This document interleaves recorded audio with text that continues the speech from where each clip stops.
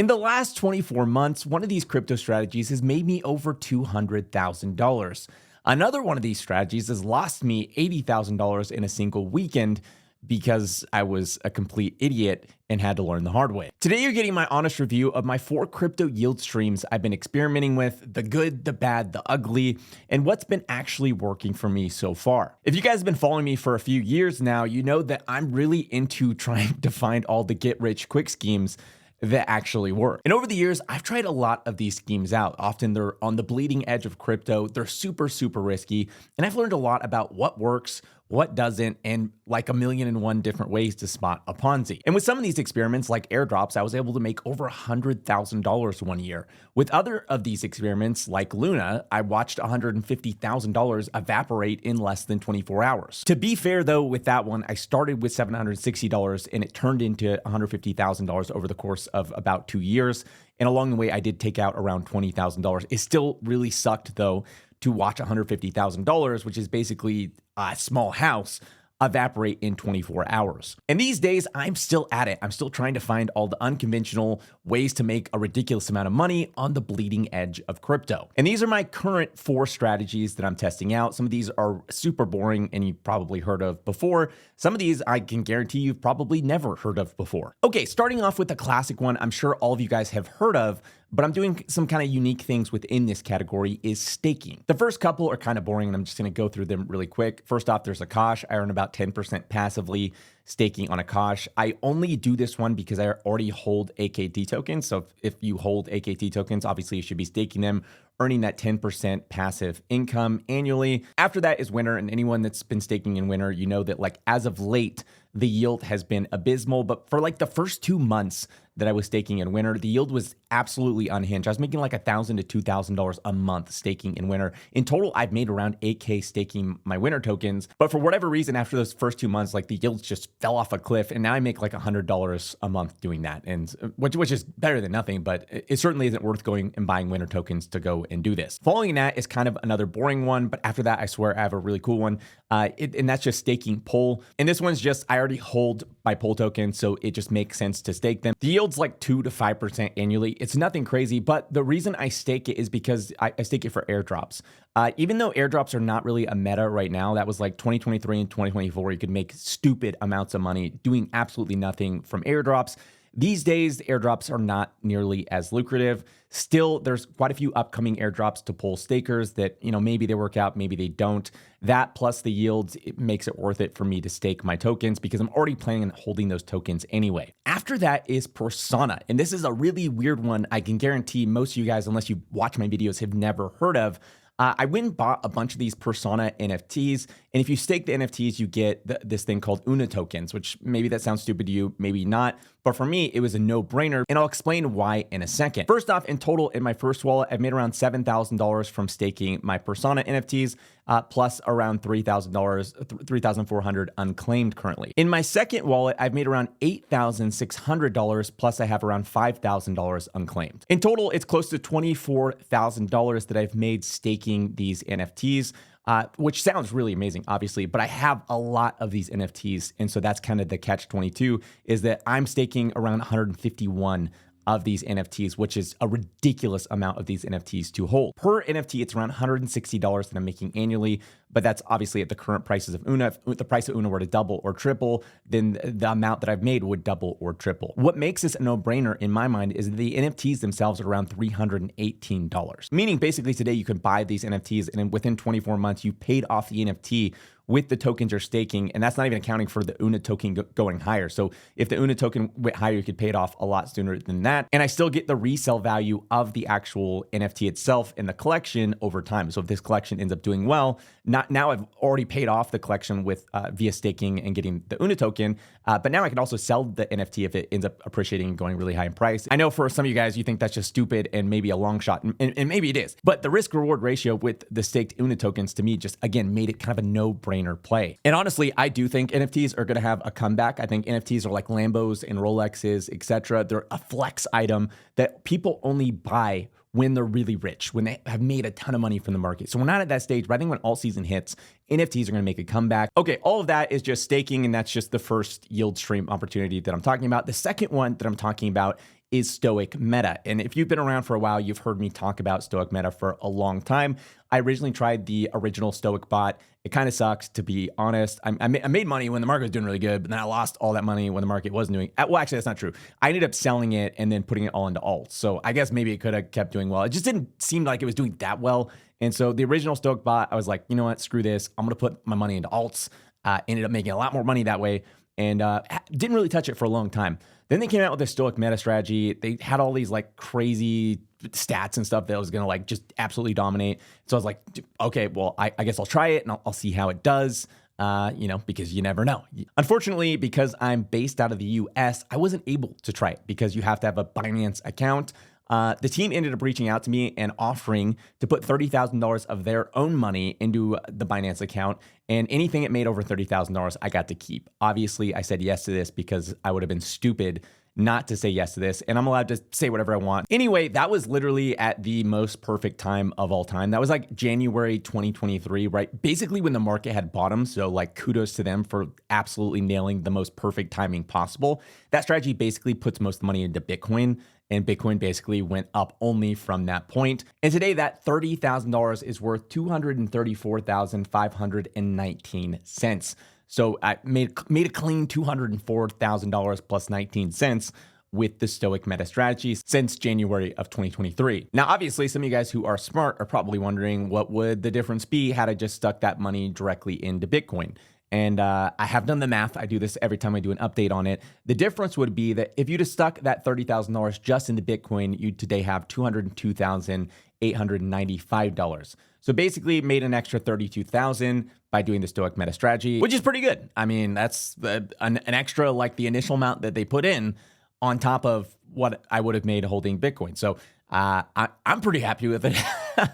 Still haven't taken any out though. I'm still just kind of letting it run. I think Bitcoin's going to go higher from here, obviously, but I'm also like slightly tempted for the sake of the experiment to let it run down into the bear market to see how low it goes, which sounds kind of demented. We'll see how much money I end up making during alt season and if that bothers me or not. If I'm a little bit poor by the end of alt season, maybe I do take some out. I guess we'll see. There's a link in the description of this video if you want to check that out. My third yield strategy that is a kind of yield strategy, but kind of also not a yield strategy. I guess you can determine that, but I'm talking about it anyway, is my Olympus strategy. And I know some of you guys are like probably cringing right now because you're having like PTSD flashbacks from the own fork season of last cycle.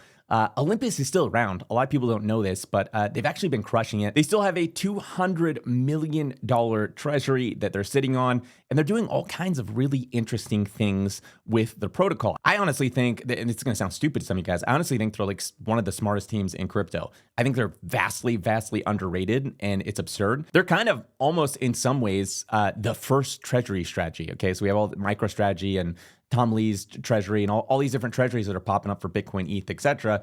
Well, Olympus is almost kind of like the first on-chain treasury strategy, like OG one from back in the day. Okay, and for you to really appreciate this, you have to look at a normal chart really quick. This is the chart of Ethereum, okay? This is what a normal crypto chart looks like. It's like up and then down, up and then down. It's volatile, it's crazy, it's not very stable at all. And this is Ohm's chart, and you can see it's a completely different chart. This is starting in 2022 through 2023 through 2024. This thing has just slowly climbed with very, very little volatility. It's just like a stable coin that goes up, basically, is kind of the vibes. And you can see that goes all the way into today in 2025. But the thing I did with Ohm is this thing called cooler loans. And basically what it is I took a bunch of my Ethereum, like a stupid amount of my Ethereum. I sold it. I bought Geom. And then I took my Geom, I deposited it in a cooler loan, and I got a loan to value ratio of 95%, meaning if I deposit $1,000, I got $950 out in stable coins that I then went and bought my ETH back. To me, this at the time was a no-brainer because it's like, okay, the worst that I could do is I'll lose 5% of my investment. But the best I could do is if Ohm keeps going up, this was in like 2023, I think, or like late 2023 or something.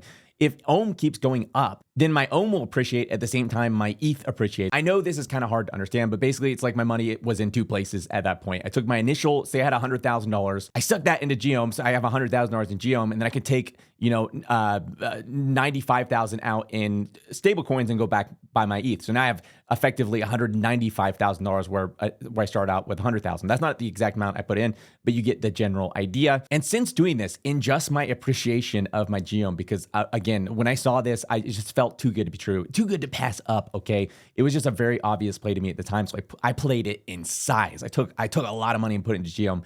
In total, I've made around $200,000 from this strategy, having put it into the original Cooler loans when they came out in 2023. Cooler loans are a lot different today. If this is something you wanted to get into, I would do your research and try to understand it. The initial loan to value ratio at 95% was like just during that time period. It's changed and fluctuated since then a lot. I got grandfathered in because I got in to that early amount, but I don't know what it is today. So I'm not necessarily saying this is a good strategy to do today at the same point.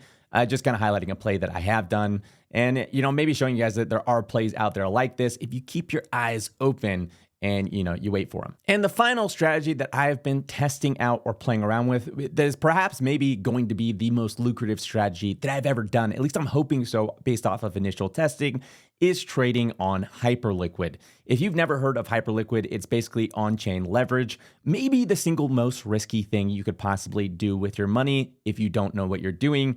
And honestly, even if you do know what you're doing, it's just insanely risky. Originally, I started doing Hyperliquid with around $10,000 just to kind of test out my model that I'd built because I wanted to prove its predictive power because it was doing a really good job. And I wanted to prove that by making money with it. And so I started leverage trading with 10K. And my first initial trades did insanely well. I was making a lot of money doing leverage trading, so much money doing this that I decided, you know what, I need to put up way more money in this because this is absurd how easy it is to make money. In fact, over about a month and a half period, I ended up making around $100,000, which was absolutely insane to me that it just felt easy. It literally felt like I found the cheat codes to life doing this thing. It just came. Literally the money just came into my pocket. It was absurd. It was so easy. And I felt like an absolute king of like trading and life and everything in between. That was until one weekend came along where I had gained so much confidence in my trading ability because I was obviously a super genius at trading. That I decided to just lever up even higher.